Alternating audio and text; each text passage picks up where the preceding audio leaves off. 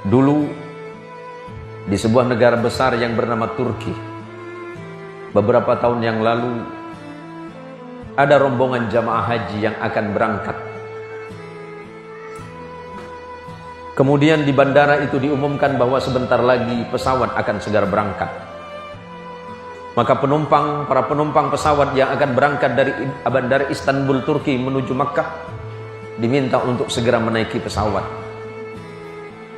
Ketika seluruh penumpang yang dimaksud sudah naik, tiba-tiba ada seorang nenek yang tidak mau naik ke dalam pesawat.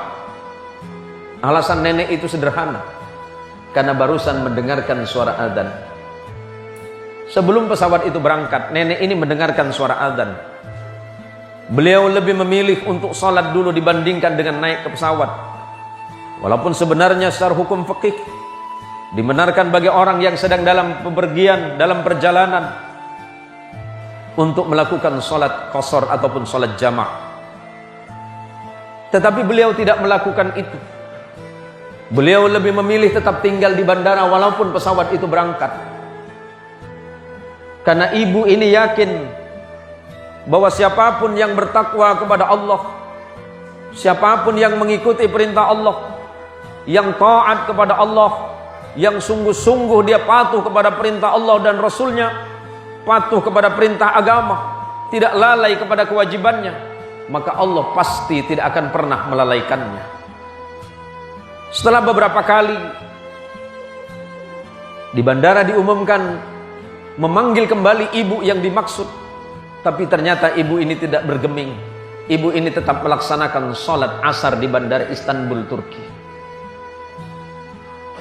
Di dalam sholatnya dia tidak mengingat apapun, dia tidak mengingat penerbangannya, dia tidak mengingat tujuannya haji.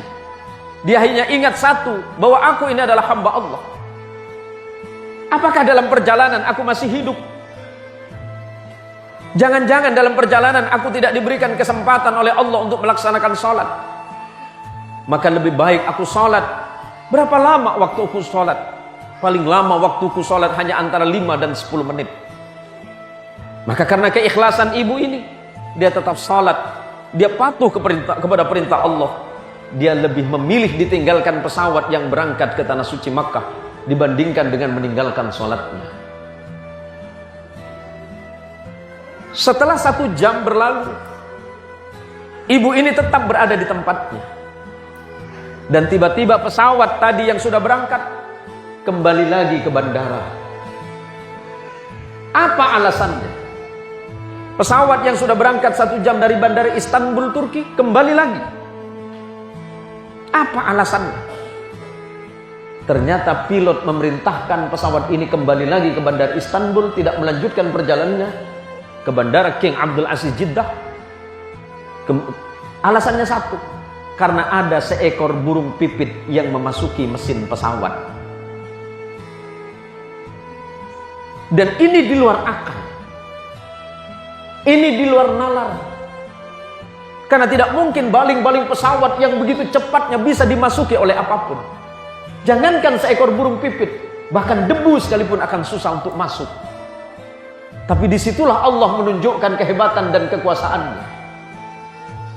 Allah dengan kemahaagungannya membuktikan bahwa barang siapapun yang bertakwa kepada Allah dengan sebenar-benarnya, dia tidak akan pernah dibuat susah oleh Allah. Dia tidak akan dibuat gelisah oleh Allah. Seperti apapun keadaannya, dia akan selalu yakin dan yakin bahwa Allah selalu bersamanya. Apakah hanya karena persoalan duniawi yang sedikit ini membuat kita lalai dan lupa kepada Allah? Harta duniawi ini pada akhirnya semuanya akan ditinggalkan oleh kita. Pilihan hidup hanya 2. Kita yang meninggalkan atau kita yang ditinggalkan. Apakah kita akan meninggalkan harta atau harta yang akan meninggalkan kita? Jangan karena persoalan duniawi yang sangat murah menyebabkan kita lupa kepada nikmat Allah yang sebenarnya, yakni nikmat penghambaan kepada Allah Subhanahu wa taala. Dan yang paling penting, jangan lupa kewajiban kita kepada Allah Subhanahu wa taala, yakni sujud dalam sholat kita. Semoga sujud kita ini semuanya diterima oleh Allah Subhanahu wa taala.